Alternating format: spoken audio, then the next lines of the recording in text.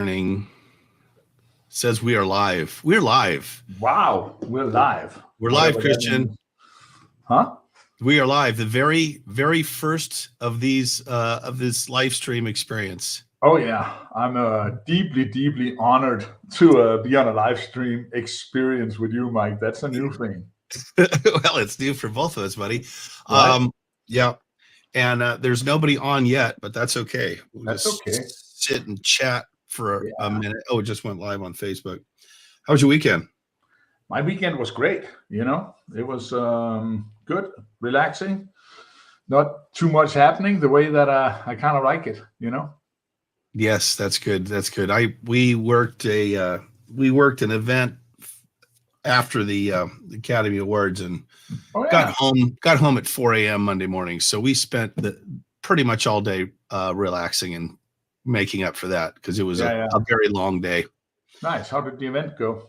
The event went very well. Thank you. Yeah, it went no hitches and all was well. And Awesome. caught several people trying to crash the party, but Yeah. hey, so I've got a new tip for EP agents out there Okay. that have to stand on their feet. I don't know why I never thought of this before, but I brought two different pairs of dress shoes. So when my first pair started to hurt my feet, I switched over to a different pair, which hurt my feet in different areas. So I was actually giving the sore part a rest and making another part sore. So about 4 hours later, I switched back, made it through the whole night with no problem. Well, you know me, I like to have my shoes so they hurt a lot because it feels so good when I come home Yeah. and take them off. That sense of relief is pretty awesome. Pretty awesome. No, I know. I don't know what it is because I've always been super lucky to have, that foot size that actually fits the shoe. Oh, So I typically don't get sore feet from shoes. I can get sore from standing up and whatever, but it's never my shoes, yeah. So yeah, I mean, I guess I'm kind of like the ultimate shoe fitter or something like that. I don't know if there's a word for it. That works well for you then because your feet don't hurt as much. And the fact that I'm as old as I am probably does not help. But wow, I think we're almost the same age, and I can't even remember, but it's pretty close. Yeah, you're a few months younger. Well, I still count. So I'll call you young whippersnapper. Yeah. Got a lot to learn about the world, how the world works. I know. When I get your experience, I'll be a fully adult. Yeah. Yeah. So, thanks for. I'm glad we could be here today. I'm going to start doing this live stream on a regular basis. Probably with you every couple of weeks, as long as you can carve some time into your busy schedule, so we can just sit down and have a conversation. And that's what it is. We're just going to have a conversation, and our conversations are you, Mike. Anything for you. Well, I appreciate you. Thank you, my friend. Thank you. Of course. But I don't want to just talk about EP. I don't want to just talk about security. I don't want to just talk about the world that you and I have lived in pretty much our whole adult lives. Well, because while I'm sure that that's fun to talk about, but when you and I hang out together, which is a lot, we rarely talk business, right? No, we don't. And if we should talk about EP or business or security here, let's give it a different look. Let's talk about the things that we never talk about, the things that maybe comes as a shock for a lot of people or whatever, right? And also, I always say that security people are a special breed of people because a lot of times you don't see behind the facade, right? So a lot of people don't know the people behind because we only see each other at conferences, and you always have to be certain level of serious and stuff like that, right? So a lot of times it comes kind of as a shock for people that you actually do other stuff than security, and you have fun with that, and you have hobbies, and you have friends and whatever, right? So I think that's kind of interesting in itself, Yeah, and I would go as far as to say, I mean, I'll speak for myself. We have this outward presence that I guess we feel compelled to have because of the industry and the culture and the quiet professional and the stoic, never complain and always be tough and always be on guard and so forth. But I did not, and I've always thought that was just the norm. So I never looked past it or challenged it. Mm-hmm. And then you and I became friends, and you being, and I'm going to just thoroughly enjoy embarrassing you, you being an icon in this industry. And I always, before, we've known each other for a decade or better, right? Mm-hmm. But we've just become super close friends in the last few years. Yeah. Spending time together in a leisurely, relaxed, non-work, God, we've traveled all over the country together with you and me and our girlfriends and had great experiences, and then talking about stuff. It was kind of refreshing for me to be able to just drop that facade and be normal human beings, just guys talking about stuff. And even when we did talk about business, it was nice to know that there was other people out there that, didn't always want to be this, high speed, low drag, or whatever you want to call it, EP guy. And yes, we're protectors, but that is not the only thing we are. We're just people, Yeah, go ahead. Sorry. No, I think there's a lot to be said about that, because I think most people who come into this industry starts out that way, right? We start out with kind of wanted to be this person that becomes successful in the protection world or the security world. And by doing that, you kind of feel like you have to live up to some kind of a stereotype and stuff like that. But it's not that you want to live up to it. I think you kind of are that stereotype. But I also think as you kind of grow, you figure out how to find yourself. I know that I did, right? My personal growth was in the beginning, you come from some kind of a background, and you kind of want to take that background and make that background into a better living, and you kind of felt like that was what you had to do. And for me, not coming with first of all, being from Denmark, which is a very small country and don't have a strong security culture, but then on top of it, not having a heavy military background, a law enforcement background, or any of that, but still fall into this business and be able to work really well, right? You kind of have this idea that you need to compensate for all the backgrounds that you don't have. But once you figure out that it's okay not to have these backgrounds and you can be good at what you do and do all of that stuff, you're kind of going to be able to relax a lot more and maybe be yourself and add your own things to it. So yeah. I think that's kind of how you evolve. I don't know if you've had the same experience. Oh, buddy, let me tell you, I am, for all intents and purposes, I don't even call myself an EP guy. Well, for one thing, I almost never work EP anymore. I did Sunday night because we had 50 some agents working, and I don't even call myself an EP agent. I just call myself a businessman, because frankly, I'm so rusty and forgotten so much. I don't know that I would hire me to do the work. I got great guys, a great crew, but my father was military and then law enforcement, and then he started our company, and then I started working for him, as a very young person. So I had a career before I graduated high school, before I was able to go into the military, and I didn't choose to go into law enforcement because I already had a good paying job when I was basically a kid.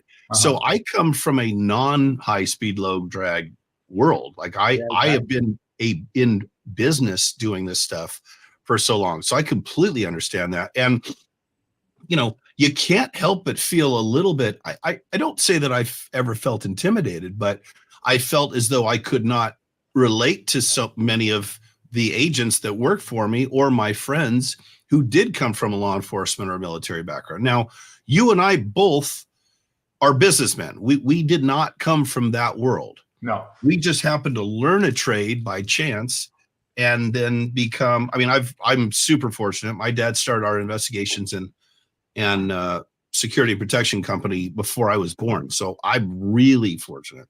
And it was never, it was a no-brainer. I just thought, okay, well, this is my course.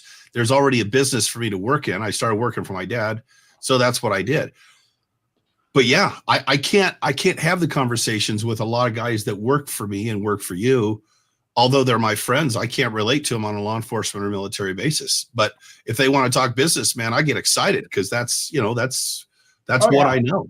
No, but it's also, I know in the friendship I have with you, what's really refreshing is that, of course, there is all these components of us being in the same business, and that's where we met each other, and that's where it started. And there's always kind of like 5 minutes of what goes on in the industry, right? But what I really like is that I've gotten to know the Mike Julian that's kind of behind the image, right?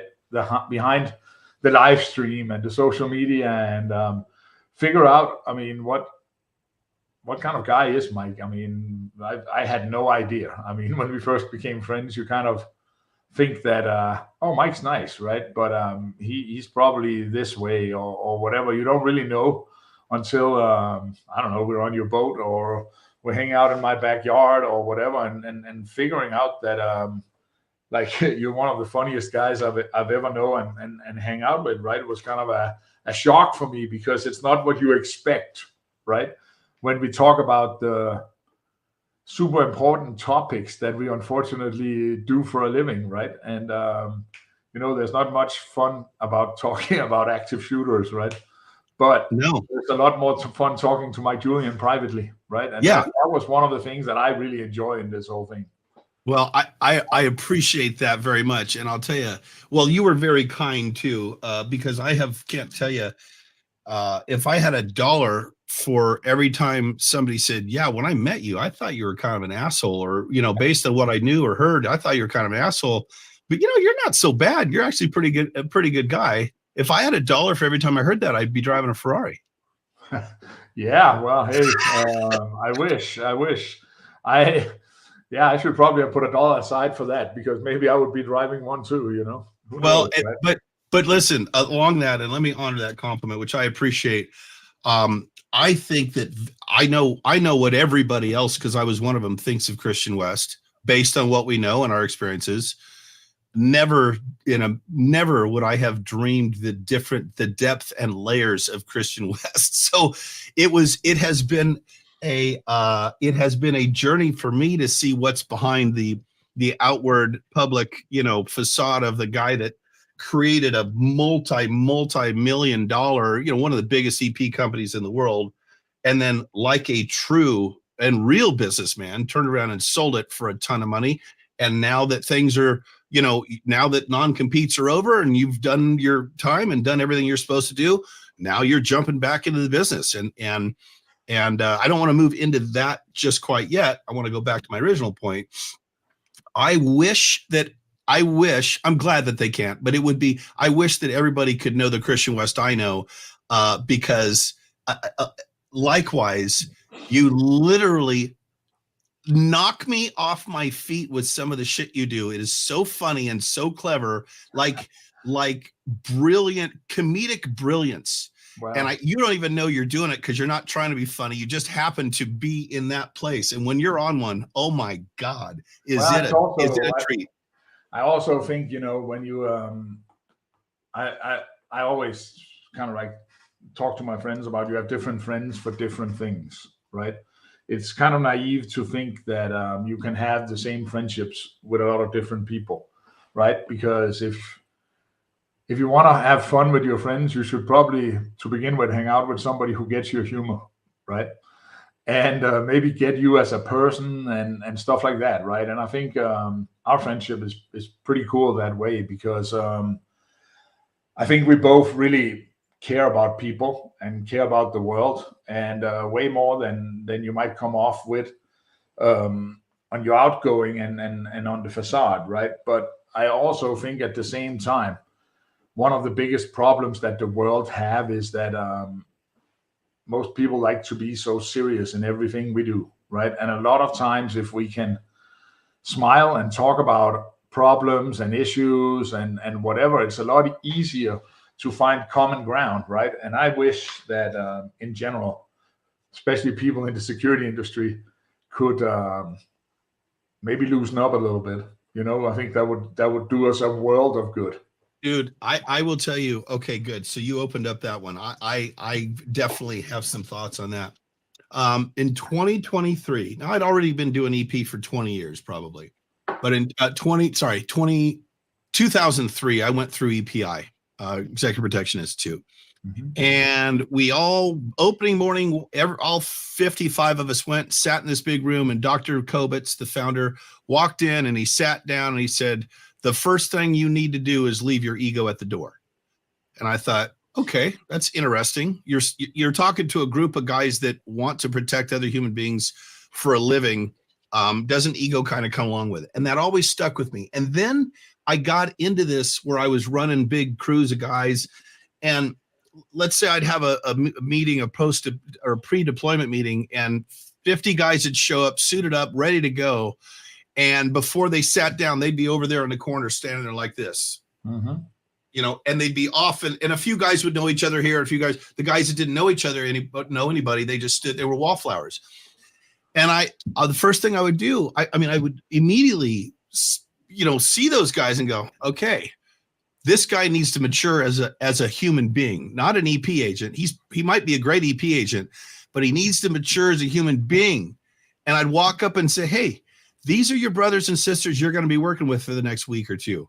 Go introduce yourself. Go talk to them. See what they're about, because they're your teammates. And then I'd make an announcement. Okay, everybody look around. See you guys, all of you guys against the wall, not talking to anybody. Lighten up, Francis.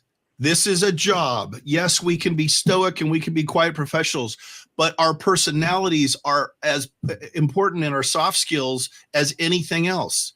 And do you think you need to look like a badass and not smile and have your sunglasses on and head on a swivel to do your job? Okay. You are obviously a protector, and the bad guys are going to spot you immediately. Yeah. Lighten up, be fun, be friendly, smile. Not only is it better for everything, you'll enjoy yourself more. Yeah, but it's also one of the things that I've learned and I taught and worked for me is that if you're on a travel team or you're on an EP detail or a program or whatever, nobody wants to have a quote unquote weirdo around, right? So smile and crack a joke once in a while, maybe not around the principal, but if you're talked to, don't go into the whole yes sir and stand there like you're stiff and whatever, right? It doesn't serve anybody any good. And I actually think it's you know, it's funny because one of my big pet peeves has always been soft skills, right? But as you start studying soft skills and you start teaching it and stuff like that, you actually figure out that soft skills is one thing, right? Hard skills is another thing, but personality traits is even bigger, right? And soft skills and personality traits kind of is at a certain degree the same, right? You can have the personality traits of being a good, understanding human that wants to do good in the world, and it goes really close with soft skills that you're trying to teach, right? So a lot of times I also think that if you want to be successful in the EP realm, you kind of got to understand how to fit in, and you also got to understand not to have a negative charisma around you, because as security people, we're already seen that way. So we need to counter for that, right? Yep. You know what I mean by that? 100%. And I've had the client ask to have agents removed before, even though they were phenomenal agents with decades of experience, but they just weren't. Their energy was too locked down, too dark, too robotic, too intense. And the client's like, hey, you know, I know we got to have security, but you know, this is just too heavy. This person's just too heavy. They're too dark. They're too intense, you know. There's no reason for them. If they got to stand there all day or whatever, they at least should smile once in a while. Yeah, so yeah, I get that 100%. Exactly. I get that 100%. Yeah. So, you know, one thing I'm going to want to do when we have these talks, because I think it should also benefit our EP friends and associates if they see this. So when we do these in the future, every couple of weeks, and we'll go ahead and schedule them out and let people know when they're going to be, because we're only going to do them for like 20 minutes. I would like to have maybe two topics. one industry related and one completely non-related to the security or the EP or the investigations world. Just something that a couple of guys might talk about. And really, I'd like for that non-industry subject to be one that people are going to go, wow, just listen to two guys talk and forget the world we're from, and go, well, I never would have thought about these two guys talking about that. And for the very first one, I came up with this and I thought, most people, their jaws drop when they hear my perspective on this, because I am a conservative, right-leaning, gun-loving, law enforcement and military-loving, respectable, honorable patriot. And when they hear my perspective on this, they go, really? No shit. So I'm going to ask you this. What is your perspective or outlook? How do you feel about the environment and global warming and styrofoam polluting and plastic polluting the oceans and stuff like that? Where are you from an environmental perspective? That is and I know because we talked about everything there is to talk about, but I want to talk about it with you so other people can see how Christian West and Michael Julian feel about a subject like this. Well, it's one of those things that are really funny because coming from Scandinavia, for instance, right? Stuff like environmental housing, reusable energy, renewable energy, running companies in Scandinavia, where our equivalent of OSHA or whatever they're called, actually come and check indoor climates, and we can't have offices that doesn't have daylight. It's illegal, because you got to have that whole thing and stuff like that. We kind of brought up to be very environmental friendly, and it's not really a thing that we start paying much attention to, because it's just part of life. And it's part of life because, one, it's cold in the wintertime, so it's really good to have buildings and houses and stuff like that that's isolated and have the right heating in the floor, so the heating comes upwards instead of having radiators and whatever. And a lot of it comes from being expensive, being cold, building in really good materials that can last a long time, right? And that's all about your housing and all that stuff, but also the environment. I've always been a big outdoor guy. And better than anybody, I love going off-roading and doing stuff like that, right? And it always strikes me how I can go to a place that's so far away from everybody, and it's filled of broken glass and shit that people have left behind when they go camping and whatever, right? So I'm a big advocate of doing as much as we can, trying to avoid plastic bottles, styrofoam, all of that. I'm all aboard, on board. Okay. Yeah. And you and I have had many conversations about many topics that are kind of out of the ordinary. So how I feel, but yeah, I would not say I'm one step below a tree hugger, but I am extremely passionate about being responsible about this ball that we live on, and that our grandchildren's grandchildren are going to live on. And I think that we're really irresponsible if we're going to just, all we worry about is making money and not worrying about how it affects the environment, because we got to take care of this thing. I mean, we take care of our own homes so that they last a long time and we can live there comfortably without having expensive repairs. But plastic islands of plastic bottles floating in the ocean, styrofoam that takes 1 million years or whatever it is to decompose.